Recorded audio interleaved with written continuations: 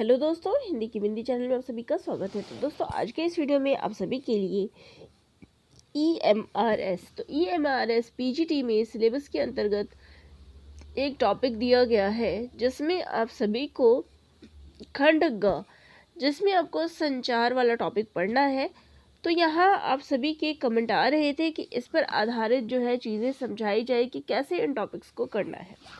तो इन सभी के लिए आज जो है कुछ प्रश्न उत्तर मैं लेके आई हूँ जो आपका खंड ग जो है वो कंप्लीट करवाएगा। ठीक है, तो अभिव्यक्ति और माध्यम जो कि क्लास 11 और 12 में NCERT में लगी हुई है ये पुस्तक।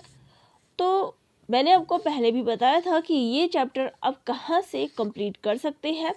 तो क्लास 11-12 में लगी हुई पुस्तक अभिव्यक्ति और माध्यम के द्वारा आप EMRS PGT का खंड ग जो है वो कंप्लीट कर सकते हैं। चलिए, हालांकि मैं इस पे कुछ प्रश्नोत्तर भी आप सभी के लिए लेके आई हूँ जिसके द्वारा आप इन चीज़ों को पढ़ सकते हैं और ये आपके उस परीक्षा में ज़रूर काम आएंगे। ठीक है, तो पहला प्रश्न है, संचार शब्द की उत्पत्ति पर विचार कीजिए। तो संचार शब्द कहाँ से उत्पन्न हुआ है? तो इसकी उत्पत्ति जो है चर धातु से हुए हैं। अब चर का अर्थ क्या होता है? तो चलना या एक स्थान से दूसरे स्थान पर पहुंचना। अगला प्रश्न है, संचार से क्या अभिप्राय है? तो संचार दो या दो से अधिक व्यक्तियों के बीच सूचनाओं, विचारों और भावनाओं का आदान प्रदान है। अगला प्रश्न है, संचार और जनसंचार के विविध माध्यम कौन कौन से हैं? तो आप जितने भी चीज़ें प्रयोग करते हो ये सारी चीज़ें क्या है? संचार है।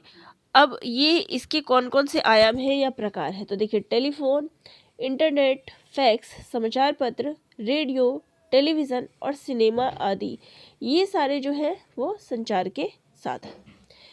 विल्वर सैम के अनुसार संचार की क्या परिभाषा है?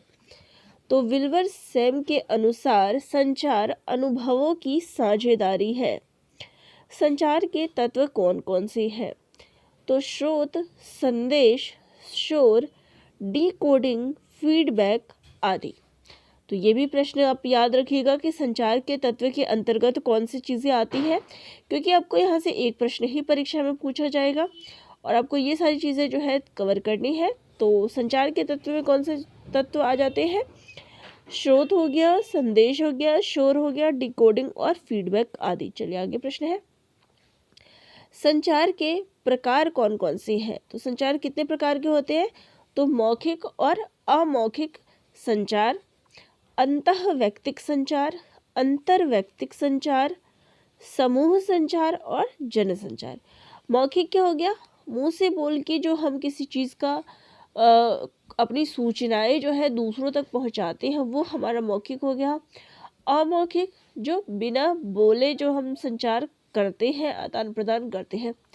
अंतःवैयक्तिक और अंतर्वैयक्तिक। अंतः हो गया जब अंदर अंदर जो है बात हो गई, अंतर दो अलग व्यक्तियों के बीच। समूह संचार जब समूह में किसी चीज़ का प्रदान किया जाता है, चीज़ों का कोई समूह है, भाषण देना आदि, ये सब क्या हो जाते हैं? समूह संचार के अंतर्गत आ जाते हैं। जनसंचार भी उसी का माध्यम है। संचार प्रक्रिया की शुरुआत कब हुई थी? तो जब स्रोत या संचारक एक उद्देश्य के साथ अपने किसी विचार, संदेश या भावना को किसी और तक पहुंचाता है तब संचार की शुरुआत होती है। तो जब कोई भी बात होती है, अब जैसे सपोज मैं यहाँ पे वीडियो बना रही हूँ, अब इसका क्या उद्देश्य है?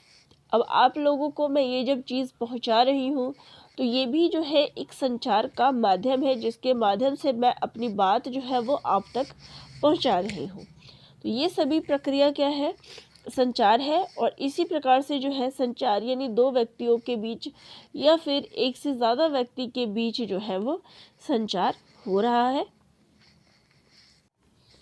आगे प्रश्न है, अंतःवैयक्तिक संचार क्या होते हैं? अब ऊपर हमने पढ़ा कि संचार के प्रकार में अंतःवैयक्तिक संचार, अब ये क्या है? तो इस संचार प्रक्रिया में संचारक और प्राप्तकर्ता एक ही व्यक्ति होता है। यह संचार का सबसे बुनियादी रूप है। अतः अंतः व्यक्तिक यानी कि इंट्रा पर्सनल संचार कहते हैं। जब हम पूजा, इबादत या प्रार्थना करते समय ध्यान देते हैं तो वो क्या कहलाता है? अंतः व्यक्तिक संचार। क्योंकि पूजा जब हम करते हैं तो हम कुछ चीज़ तो बोल रहे हैं लेकिन वो किसी और को नहीं सुना रहे, वो सीमित हम तक ही रहता है, तो ये अंतः व्यक्तिक संचार के अंतर्गत आता है। अगला प्रश्न है, सफल संचार के लिए क्या आवश्यक है? तो सफल संचार के लिए आवश्यक है कि संदेश ग्रहीता या संदेश प्राप्त करने वाला भी भाषा यानी उस कोड से परिचित हो जिसमें हम अपना संदेश उन्हें भेज रहे हैं। तो संचार जो है तभी सफल होगा। मान लीजिए अगर तमिल जानती हूँ और मैं आपको तमिल में मैसेज करूँ लेकिन आपको उस भाषा की जानकारी ना हो तो ये भाषा जो है सफल संचार के अंतर्गत नहीं आएगा। लेकिन जैसे हिंदी आप भी जानते हैं, मैं भी जानती हूँ, अब इस भाषा में अगर संचार किया जाए तो ये एक सफल संचार कहा जाएगा। चलिए अगला प्रश्न है, एनकोडिंग या कूटीकरण का क्या अर्थ है? तो एनकोडिंग या कूटीकरण का अर्थ है संदेश को भेजने के लिए शब्दों, संकेतों या ध्वनि चित्रों का उपयोग करना ताकि प्राप्तकर्ता संदेश को समझ सके। तो बहुत ही आसान है एनकोडिंग का अर्थ समझना, यानी हम जिसको संदेश भेज रहे हैं उसके लिए हम कुछ शब्द, संकेत आदि का प्रयोग जो करते हैं ताकि जो प्राप्तकर्ता है उसको समझ सके। अब वहीं पे डीकोडिंग, ये तो हो गई एनकोडिंग की बात। अब डीकोडिंग या कूटवाचन क्या होता है? तो डीकोडिंग या कूटवाचन का अर्थ है प्राप्त संदेशों में निहित अर्थ को समझने की कोशिश, यानी कि जिसको हमने संदेश भेजा वो उस चीज़ को समझ रहा है, तो ये चीज़ जो है वो डीकोडिंग कहलाएगी। हम यहाँ से भेज रहे हैं तो वो एनकोडिंग के अंतर्गत आएगा, जिसको प्राप्त हो रहा है वो डीकोडिंग के अंतर्गत आ जाएगा जब वो उस चीज़ को समझता है। अब यहाँ पे फीडबैक या संदेश प्रतिक्रिया से हमें क्या पता चलता है? तो फीडबैक या संदेश प्रतिक्रिया से हमें पता चलता है कि संचारक ने जिस अर्थ के साथ संदेश भेजा था वह उसी अर्थ में प्राप्तकर्ता को मिला है।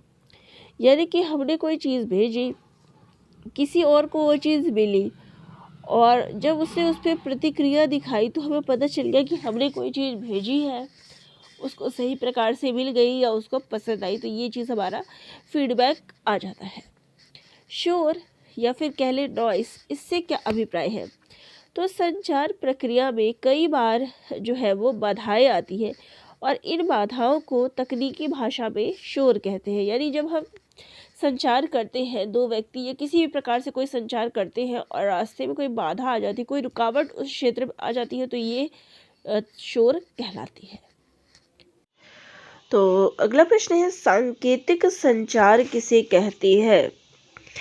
तो सांकेतिक यानी कि संकेत द्वारा दिया गया संचार। तो संकेतों द्वारा विचारों का आदान प्रदान करना ही सांकेतिक संचार कहलाता है। अगला, अंतर व्यक्तिक संचार से आप क्या समझते हैं? जब दो व्यक्ति आपस में आमने सामने संचार करते हैं तो इसे अंतर व्यक्तिक यानी कि इंटरपर्सनल कम्युनिकेशन संचार कहते हैं। यानी कि हम जो है अगर किसी सामने में एक आदमी से अगर अंतः में जब हम स्वयं से बात करते हैं या अपने मन में कोई बात करते हैं, जैसे पूजा अर्चना आदि करते हैं, तो वो अंतः व्यक्तिक हो जाता है। और अंतर यानी कि डिफरेंस, तो जब दो व्यक्ति आपस में आमने सामने संचार करते हैं तो उसको हम अंतर्वैयक्तिक संचार कहते हैं। साक्षात्कार इंटरव्यू में कौन से कौशल की परख होती है? तो साक्षात्कार में अंतर्वैयक्तिक कौशल की परख होती है, क्योंकि इसमें क्या है, आमने सामने ही तो बात हो रही होती है, तो इसको अंतर्वैयक्तिक कौशल के अंतर्गत रखा जाता है। ठीक है, अब यहाँ पे बात करेंगे जनसंचार यानी कि मास कम्युनिकेशन क्या है? तो जब हम किसी समूह के साथ प्रत्यक्ष संवाद करने के बजाय किसी यांत्रिक माध्यम, पत्र पत्रिका, रेडियो, दूरदर्शन, इंटरनेट से संवाद स्थापित करते हैं तो उसे ही जनसंचार कहते हैं। तो यहाँ क्या है, अब जैसे कोई नेता भाषण दे रहा होता है तो वो जनसंचार में नहीं आएगा, वो समूह संचार में आएगा। और यहाँ पे क्या है, जनसंचार में जब कोई टीवी पे, रेडियो पे या फिर इंटरनेट पे आदि के माध्यम से जब कोई संवाद हो रहा हो तो उसको जनसंचार कहते हैं। सर्वप्रथम छापखाने का आविष्कार किसने और कहाँ किया? तो सर्वप्रथम छापखाने का आविष्कार जोहानिस गुटेनबर्ग ने जर्मनी में किया। अगला प्रश्न है, जनसंचार की किसी एक विशेषता को लिखिए। तो जनसंचार माध्यमों के जरिए प्रकाशित या प्रसारित संदेशों की प्रकृति जो है वो सार्वजनिक होती है, यानी एक ही बार में जो है सार्वजनिक बहुत से लोगों को हम संदेश प्रेषित कर सकते हैं। संचार के प्रमुख कार्य क्या है? सबसे पहले जिसे हम भेज रहे हैं उसको प्राप्ति, नियंत्रण, उसके ऊपर कंट्रोल हो गया, सूचना पहुंचाना, अभिव्यक्ति हो गया, सामाजिक संपर्क हो गया और समस्या समाधान, प्रतिक्रिया आदि, ये सभी जो है संचार के कार्य हो जाते हैं। तो ये भी पॉइंट नोट डाउन कर लीजिएगा। चलिए, जनसंचार के प्रमुख कार्यों का उल्लेख करिए। तो इसके प्रमुख कार्य क्या है? सूचना देना, शिक्षित करना, मनोरंजन करना, एजेंडा तय करना, निगरानी करना, विचार विमर्श करने के लिए मंच उपलब्ध कराना आदि। अगला प्रश्न है, संपादकीय विभाग का क्या कार्य है? यानी किसी भी चीज़ का जो संपादन करते हैं उसका कार्य क्या है? खबरों, लेखों तथा फीचरों को व्यवस्थित ढंग से संपादन करने का कार्य जो है संपादकीय विभाग का होता है। तो ये भी प्रश्न आपका पूछा जा सकता है इस टॉपिक से कि संपादकीय विभाग का क्या कार्य है। ठीक है। अगला प्रश्न है, उदंत मार्तंड का प्रकाशन कब और कहाँ हुआ? तो ये एक साप्ताहिक पत्रिका है। इसका प्रकाशन वर्ष 1826 ईस्वी में कोलकाता से जुगल किशोर के संपादकत्व में हुआ। भारत में पत्रकारिता की जो शुरुआत है वो कब से हुई? तो भारत में पत्रकारिता की शुरुआत 1780 में जेम्स ऑगस्ट हिकी के बंगाल गजट से हुई। ठीक है। आज़ादी पूर्व के प्रमुख पत्रकारों के नाम बताइए। तो आज़ादी से पहले जिन्होंने लिखे उसमें है गणेश शंकर विद्यार्थी, माखनलाल चतुर्वेदी, महावीर प्रसाद द्विवेदी, प्रताप नारायण मिश्र, शिव पूजन सहाय, रामवृक्ष बेनीपरी, बाल मुकुंद गुप्त। तो काफ़ी सारे नाम इसमें आप ले सकते हैं। अब इसके बाद बात करेंगे कि आज़ादी से पूर्व की प्रमुख पत्र पत्रिकाएं कौन सी थी? तो केसरी, हिंदुस्तान, सरस्वती, हंस, कर्मवीर, प्रताप, आज, विशाल भारत आदि। अगला प्रश्न है, रेडियो का आविष्कार कब और किसने किया? तो इसका आविष्कार 1895 में जी मार्कोनी ने किया। अगला प्रश्न है, सिनेमा का आविष्कार कब और किसने किया? तो सिनेमा का आविष्कार सन 1883 में थॉमस अल्वा एडिसन ने किया। जनसंचार का नवीनतम लोकप्रिय साधन क्या है? तो इसका लोकप्रिय साधन अब जो नवीनतम आ गया वो क्या है? इंटरनेट। इंटरनेट पत्रकारिता के लोकप्रिय होने का सबसे प्रमुख कारण क्या है? अब इंटरनेट पत्रकारिता जैसे Indian express, times of India, India today, outlook, Hindu, tribute, इसके ये सारे जो है आपके इंटरनेट पत्रिका है। अब इनके लोकप्रिय होने का कारण ये है क्योंकि हमेशा अपडेट होती रहती है और हम अपनी इच्छा के अनुसार इसे कभी भी और कहीं भी अपने मोबाइल में पढ़ सकते हैं। जैसी कोई खबर होती है ये फटाफट, ये जो इंटरनेट पत्रकारिता इसलिए भी लोकप्रिय हो गई है, हम इस पे तत्काल ही कोई चीज़ देख सकते हैं। जैसे कि हिंदुस्तान टाइम्स की बात कर ले, हिंदुस्तान हो गया, और इन सब पे तुरंत ही आपको खबरें उपलब्ध होती रहती है। अगला प्रश्न है, प्रमुख स्टिंग ऑपरेशन कौन सी है? तो वो है तहलका, ऑपरेशन दुर्योधन या चक्रव्यूह। पत्रकारिता का मूल तत्व क्या है? तो जिज्ञासा और समाचार व्यापक अर्थों में पत्रकारिता का मूल तत्व है। तो जिज्ञासा भी होती है और समाचार पढ़ने की भी ललक होती है, तो ये उसका मूल तत्व है। पत्रकारिता का संबंध किससे है? तो पत्रकारिता का जो संबंध है वो सूचनाओं के संकलन और उनका संपादन करके पाठकों तक पहुंचाने की है। समाचार में कौन से तत्व आवश्यक है? तो समाचार में जो है नवीनता होनी चाहिए, यानी अगर कोई चीज़ नई नई आ रही है तो वो उसका भी विकास होना चाहिए। जन रुचि, लोगों की रुचि होनी चाहिए, लोगों के साथ निकटता होना चाहिए, और उसका प्रभाव क्या है, ये सभी उसके आवश्यक तत्व है। संपादन में मुख्य रूप से क्या आवश्यक है? तथ्यपरकता, वस्तुपरकता, निष्पक्षता और संतुलन, ये सभी संपादन के तत्व है। समाचार की क्या परिभाषा है? तो समाचार किसी भी ऐसी ताज़ा घटना, विचार या समस्या की रिपोर्ट है जिसमें अधिक से अधिक लोगों की रुचि हो और जिसका अधिक से अधिक लोगों पर प्रभाव पड़ रहा हो, यही समाचार है। समाचार क्या है? यानी न्यूज़। न्यूज़ क्या है? जो कोई भी घटना होती है, कुछ भी विचार है, कोई भी समस्या आई है, उसकी रिपोर्ट जो है लोगों तक पहुंचा देता है और लोगों की भी उसमें रुचि दिखाते हैं। संपादन का क्या कार्य है? तो किसी सामग्री की अशुद्धियों को दूर कर उसे पठनीय बनाना ही संपादन का कार्य है। संपादन का कौन कौन करते हैं? अब ये तो पढ़ लिया कि संपादन का कार्य क्या है, अशुद्धियों को दूर करना, कोई भी जनता तक पहुंचाने तक, लेकिन इसके अंतर्गत कौन कौन काम करता है? तो इसके अंतर्गत संपादक, सहायक संपादक, समाचार संपादक, मुख्य उपसंपादक तथा उप संपादक मिलित रूप से सभी के मिलन से जो है इसका काम चलता है। पत्रकार की बैसाखियां किसे कहा जाता है? प्रश्न इंपॉर्टेंट हो सकता है कि पत्रकार की बैसाखियां किसे कहा जाता है? तो विश्वसनीयता, संतुलन, निष्पक्षता तथा स्पष्टता को पत्रकार की बैसाखियां कहा जाता है। अगला प्रश्न है, संपादकीय यानी कि एडिटोरियल राइटिंग किसे कहा जाता है? तो जब संपादक अपने अगवानी में सामयिक घटनाओं, मुद्दों और विचारों पर संपादक मंडल और आम जनता की प्रतिक्रियाओं को मिलित रूप से जिस पृष्ठ पर अपनी राय प्रकट करता है उसे संपादकीय कहते हैं। यानी कि कोई घटना घटी, उस पर संपादक ने अपना रिव्यू दिया कि यहाँ ये नहीं, ये चीज़ें चाहिए, वो संपादकीय के अंतर्गत आता है। संपादकीय के साथ संपादक लेखक का नाम क्यों नहीं दिया जाता है? तो संपादकीय लिखने का काम केवल संपादक ही नहीं करता, बल्कि उस लेख में लोगों के विचार, सुझाव से लेकर लगभग पूरे प्रेस की भूमिका किसी न किसी रूप में रहती है। इसलिए संपादकीय लेख में किसी का नाम नहीं होता। अगला है, पहले पृष्ठ पर प्रकाशित होने वाले हस्ताक्षरित समाचार को क्या कहते हैं? तो उसको हम कार्टून कोना के नाम से जानते हैं।